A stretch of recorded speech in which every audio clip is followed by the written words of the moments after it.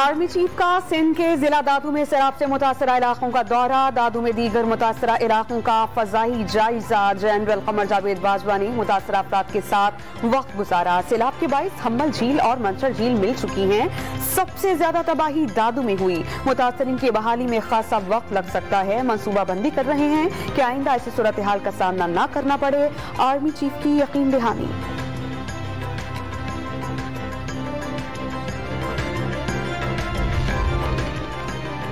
मंचर झील के सैलाबी रैले ने एक ही रोज में 2 हिफाजती बंदों को उड़ाकर रख दिया। दादू और भान सईदाबाद के रिंग बंद रेत की दीवार साबित हुए। 200 से ज्यादा देहात डूब गए। दादू में भान सईदाबाद की आबादी को बचाने के लिए टल्टी के मकाम पर सेम नाले में कट लगा दिया गया। पानी का दरियाए सिंध में इखराज।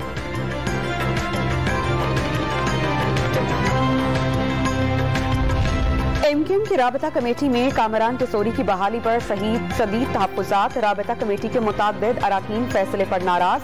चंद अफराद की ख्वाहिश को राबता कमेटी और जनरल वर्कर्स इजलास की राय कहा जा रहा है। रुकन राबता कमेटी कशफर जहरा ने फैसलों से इख्तलाफ का ऐलान कर दिया।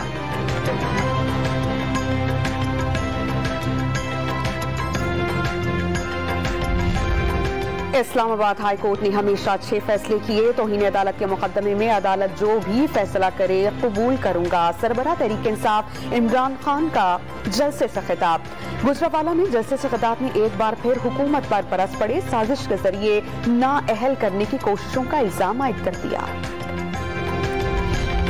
और कराची के मुख्तलिफ इलाकों में एक बार फिर बिजली की तवील लोड शेडिंग। मुस्तस्ना इलाकों में 3 बार 1 घंटे के लिए बिजली की बंदिश से जिंदगी अजीरन हो गई।